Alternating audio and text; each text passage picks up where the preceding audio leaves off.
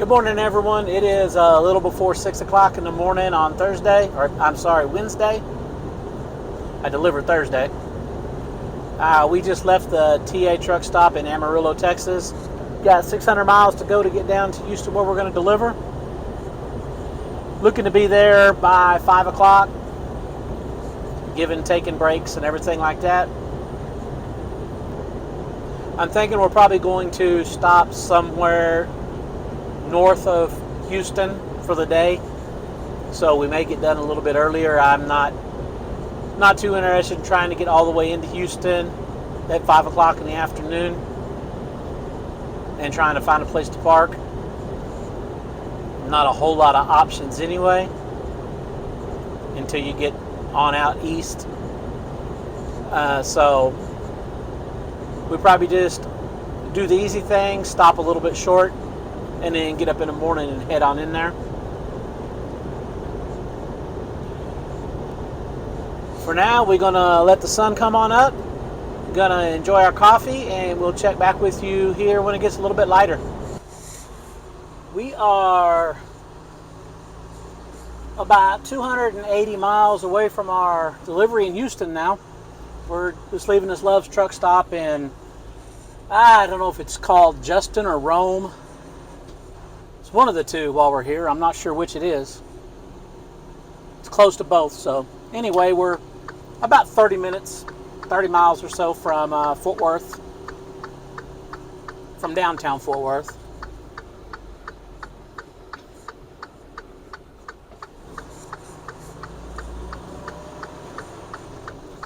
And that should be the last stop of our day, other than maybe stopping somewhere to get fuel before we get parked for the day. Haven't decided on a fuel stop yet. We'll be stopping somewhere when we get past all the Dallas-Fort Worth area and get onto Interstate 45 most likely.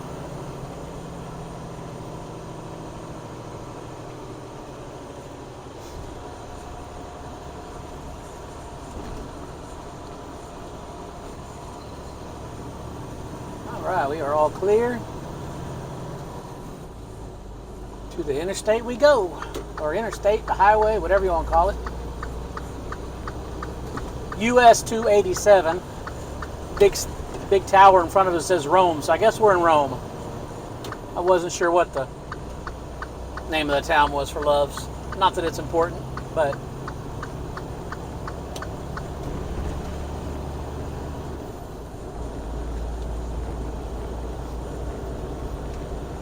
we had a reload for tomorrow, and thanks to wonderful RMIS, which is Registry Monitoring Services, they're owned by truckstop.com. They handle keeping up with compliance for carriers for a whole lot of the brokers out here. You just submit your insurance to them, and they check other things and make sure your insurance is up to date, so the brokers will know that you're active and good to go. Anyway, negotiated a rate yesterday on a load that was going to reload close to Houston, and I was going to take that up, stop at the house for a nice long weekend, leave out on Sunday, and deliver up in Wisconsin on Monday. Everything was good, finally got the rate I wanted, and in the end, lost the load because my insurance is set to expire on the 15th, after the 15th. And of course, a load delivering Monday, it would be expired according to them. I sent my insurance to RMIS not once, not twice, but 3 times. And it never got updated. I sent it the other times because I was checking on loads, and brokers would pop up a little warning on their website, hey, your insurance is going to expire. And I was like, well, maybe they had lost it, or maybe nothing's updated yet. I'm going to go ahead and send it again. Finally, yesterday was my 3rd time to send it. But it's, afternoon now. Deliver in the morning. and absolutely no load planned to pick up tomorrow. So it could end up setting till Friday, because it's not like it was a few months ago. You don't just throw a dart, grab a load, and go. You got to find something that you can negotiate a good rate with, so it takes a little while. And you kind of want to do it ahead of time if you can. If not, I mean, it's either do it ahead of time or do it at the very last minute before a load has to pick up, where they have to pay a good rate. So that may end up being what I do tomorrow. I'm still holding out hope I find something, but thanks to RMIS and their wonderful incompetency, I am currently without a load. I also realized that a few months ago I upgraded my insurance to $250,000 cargo coverage for some more high-paying loads, more because of the high value. I wasn't doing them for a broker through RMIS, but I noticed when I went to check on why I was showing to not be updated, I just selected one of the brokers that's going through RMIS and logged into the carrier portal. They never even updated my insurance a few months ago, and I sent them the policy then as well. So I seem to think I had the same problem with them last year on renewal.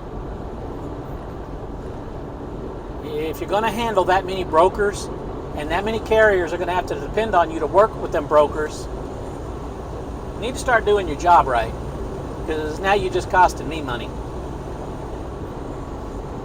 And I've had the same problem with Assure Assist, the ones that update for my carrier packet. I've had, it's been a year or two, but I've had them do the same thing where a broker says, well, you show to have expired insurance, you need to send it to Assure Assist. Like, well, I did. I did it for the last broker that's connected to them. And for whatever reason, it would revert back to expired insurance. If there are going to be services out there handling this stuff, they need to be handling it right, because you don't need to deal with that at the last minute. And then to top it off, for whatever reason, when it got updated this morning, the certificate that they had received from my insurance company didn't show my physical damage, my comprehensive collision. And luckily, the lady at RMIS asked me, well, is there any reason you didn't renew your physical damage insurance? Like, well, I did. Well, it's not showing on here, on the certificate we have, it doesn't show anything. So, had to straighten that out this morning too. I called my agent. Agent jumped on it real quick. Reliance Partners, they're quick about everything, and they actually pulled me back over to their system. I got moved to the insurance company system for doing certificates and stuff, and now they just pulled me back over to their side to where it's handled through them, which is, I like it better because I like their portal. I like how it all works. But enough about that.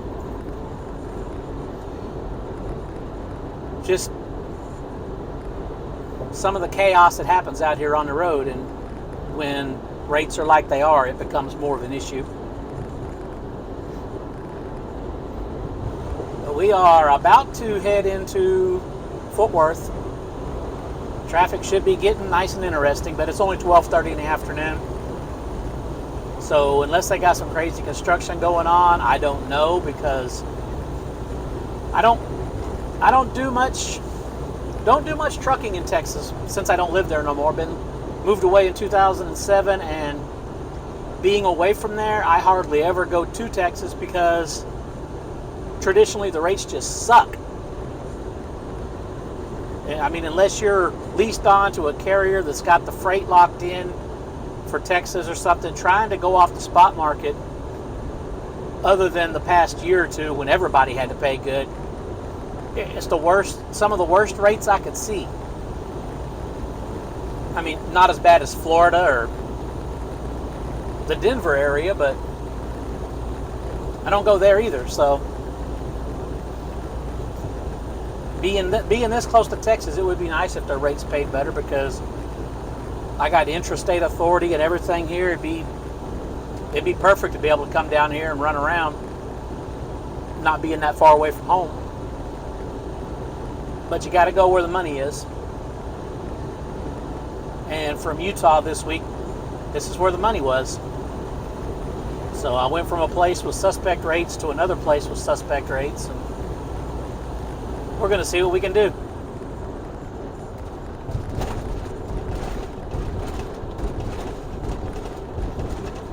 Used to run this highway a lot. When I lived in Texas, I was up and down this highway all the time. And since moving away, I rarely ever see it. But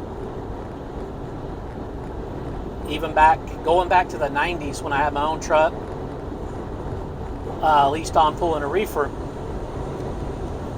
it was not uncommon at all for me to deadhead from my house south of Fort Worth all the way up into the Amarillo area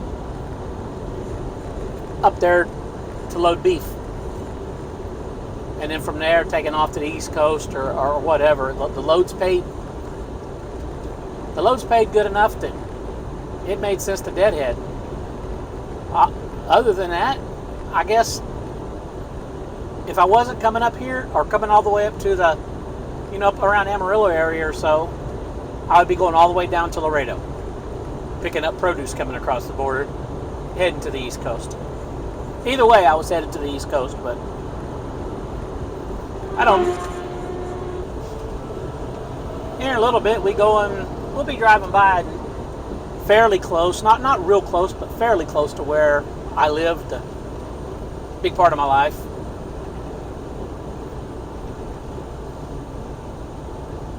Grew up most of my life just south of Fort Worth in a little town just south of there. We won't quite get in there, but if I had more time, I would detour by and go say hi to a couple people. But as it is with trucking, usually you got to be somewhere, and if you stop in this day and age of an ELD, you're pretty much forced to stay on track. Legally, you were forced years ago too, but on paper it was easy to just do whatever you wanted to do, and a lot more relaxing. Swing by, stop, visit some family, maybe hang out with a friend a little bit, relax, enjoy yourself, and then go on. Now you got a clock ticking down, so got to get where you're going.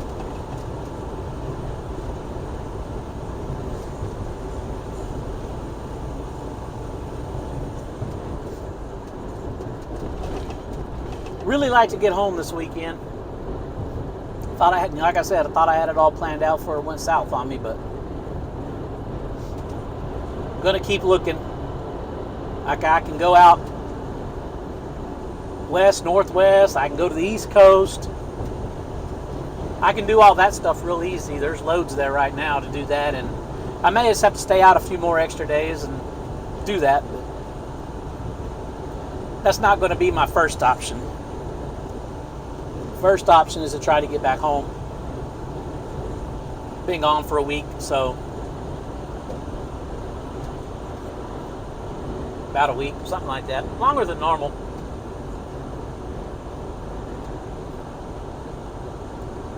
Finding myself staying out a little bit longer than I'm used to lately. Been going farther away to get the good rates, and then having to go directions I'm not quite ready to go to stay in some good rates. So got to do what you got to do to make a living right now.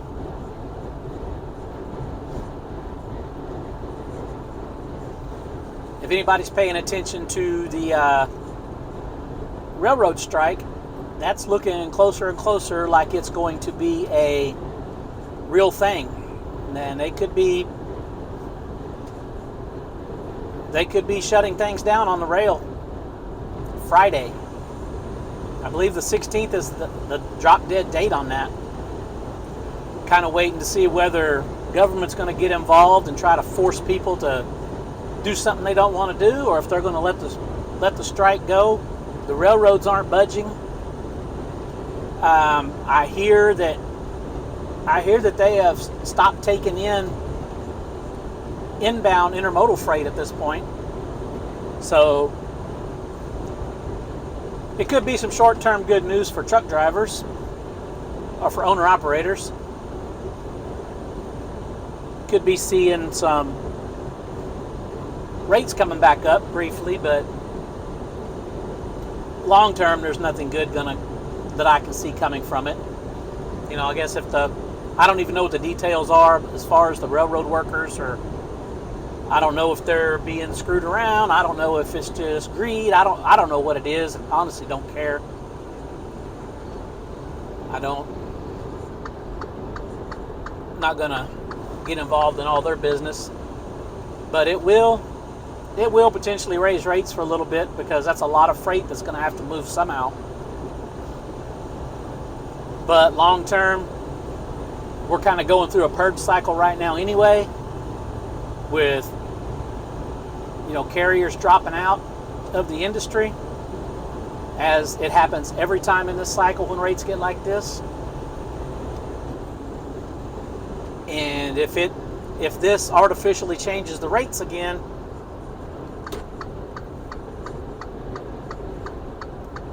all it's going to do is prolong what we're going to be dealing with eventually anyway, which is really bad rates before it truly gets better. All right, trying to slow down with this car here, and they just keep slowing down more and more.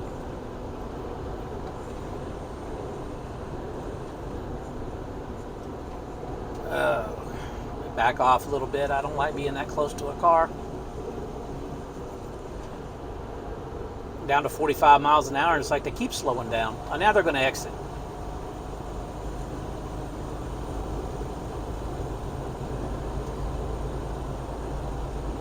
They live among us, folks. They live among us.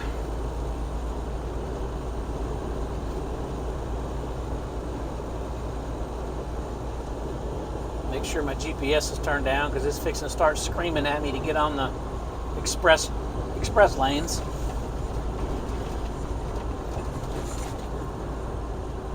But yeah, like I was saying, it's looking real close like they are actually going to strike, like it's actually going to happen. So if it does, take advantage of it. If you're an owner-operator, take advantage of those rates. Make some more money while you can, because, like I said, it's still going to go down. We haven't seen the bottom yet. So, unfortunately, if this happens, and rates, all rates got to do is pick up for a week, and people will be coming out of the woodwork ready to be owner-operators again. It's like, oh, you can make great money doing this. I'm going to quit doing this, and they'll be right back out here, and it'll just create more of a problem later.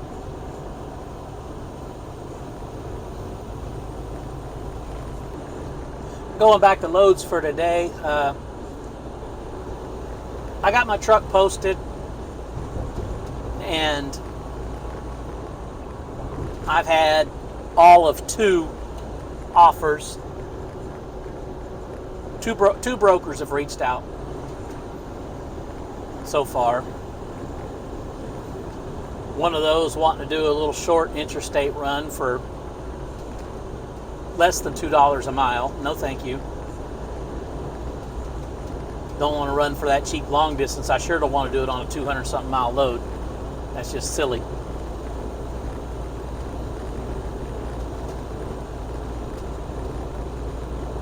And then another one, I guess they contacted me because I'm based out of Arkansas, so they got a load picking up, delivering Monday in Arkansas, but it's on the other side of Arkansas, totally out of the direction of my house, to deliver Monday. Again, another cheap rate, but they happy for me to set on it for 3 or 4 days.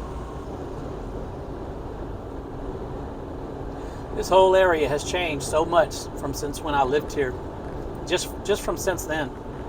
I go back to my high school days, mid to late 80s, and it's really changed. There's highways out here that weren't there. We had no toll roads, and they're everywhere out here now in the Dallas-Fort Worth area. It doesn't even look like the same place anymore.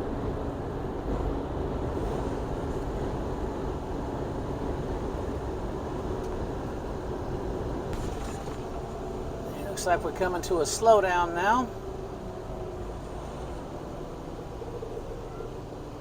Not sure if there's construction or a wreck or just too many cars and not enough asphalt or what the deal is.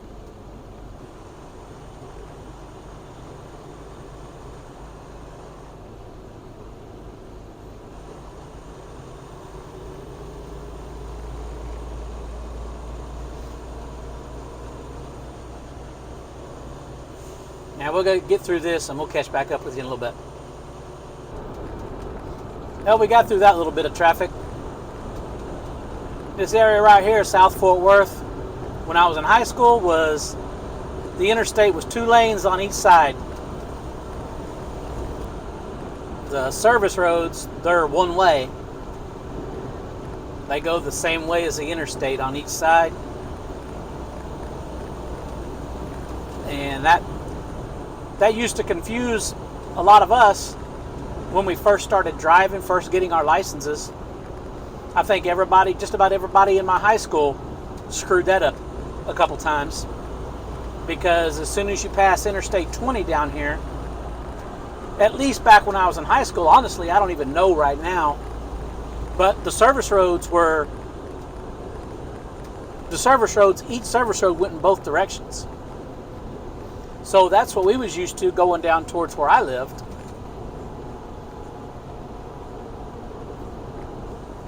And you would get up here and it would suddenly be one way and we wouldn't even know.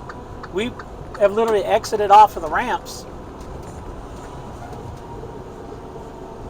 Oh, what is going on here? People will stop any dang place. Would have moved over, but I had to get this exit. But yeah, we would literally exit off a ramp, because the ramps used to be really short then, and make a right turn and go the wrong direction. You only did it once or twice until you realized that nowhere up here was it 2 ways. But like anything, teenagers, we got to learn the hard way.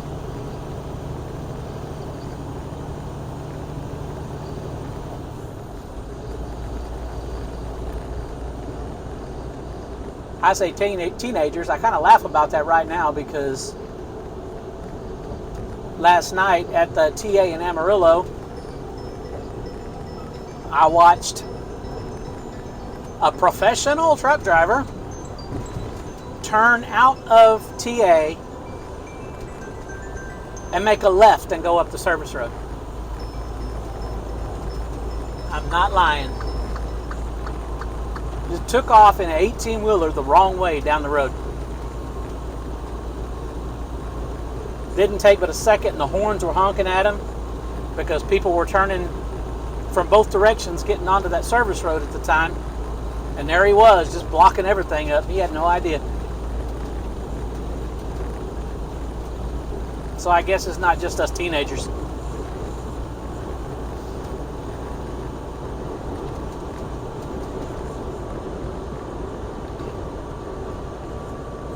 Some of our highly qualified drivers we have now.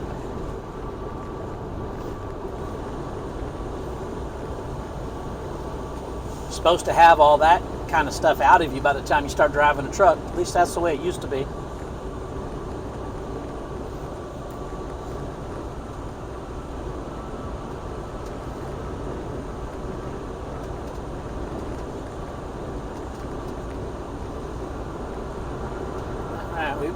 Running along the south side of Fort Worth now, heading over towards Kennedale.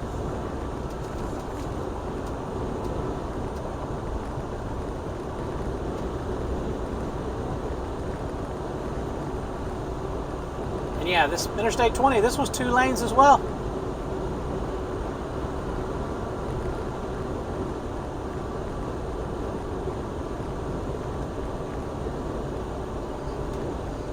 I can remember this exit when basically it was just the Whataburger.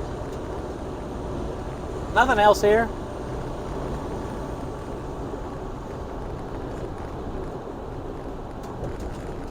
I can remember a lot of these exits when there was virtually nothing but open field. Like I said, it's a different world here now.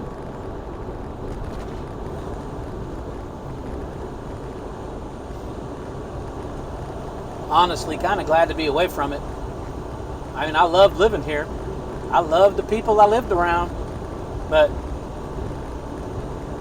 it's getting a little bit too big for me now.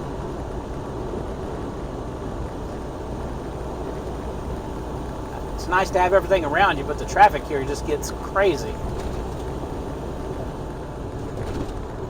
Fort Worth traffic now is like Dallas traffic that I remembered back in the day.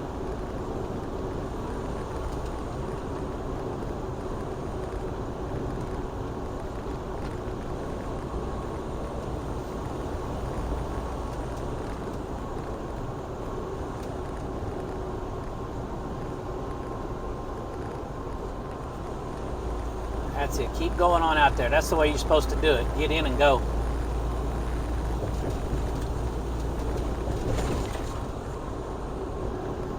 I'd be a lane over, but I need to be over here right now so I can continue down 287.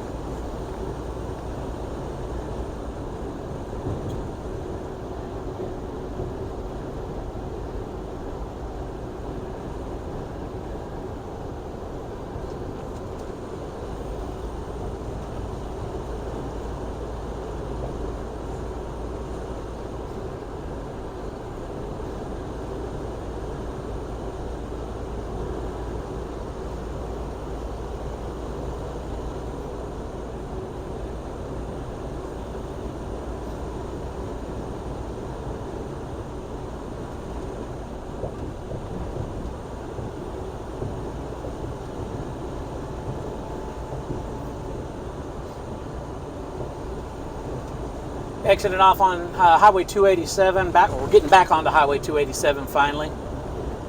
It actually runs through the middle of Fort Worth and all, and you don't want to go through there, but we're getting back onto it here. And this is another area, like I said, remember this was 2 lanes of interstate. This was all wide open country back when I was in high school. There's a mall up here a little ways. That went in towards the end of my high school years, and it built up from there, but it was just open farmland here. This highway here takes you all the way down to Interstate 45. It was a 2-lane highway, as in 1 lane on each side.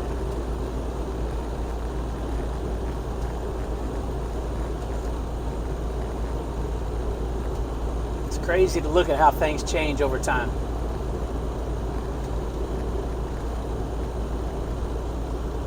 But I know there's a few people out here that remember exactly what I'm talking about, that probably live around here.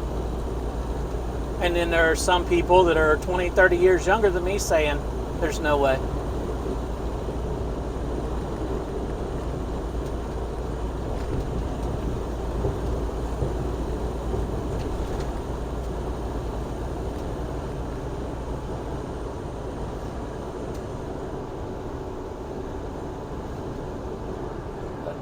Oh, another car going to come around before I can get over. By the time he gets around, another car may come around.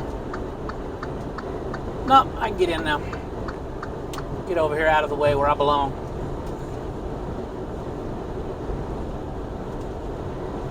I can slow back down a little bit now. 75 to keep from blocking traffic in a 70-mile-an-hour zone. But I don't like being in the left lane slowing people up.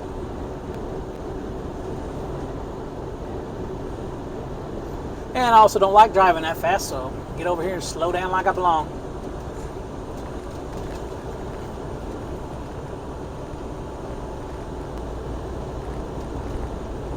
That's enough rambling for me for today. I'm going to close this out, and we'll catch you on the next video.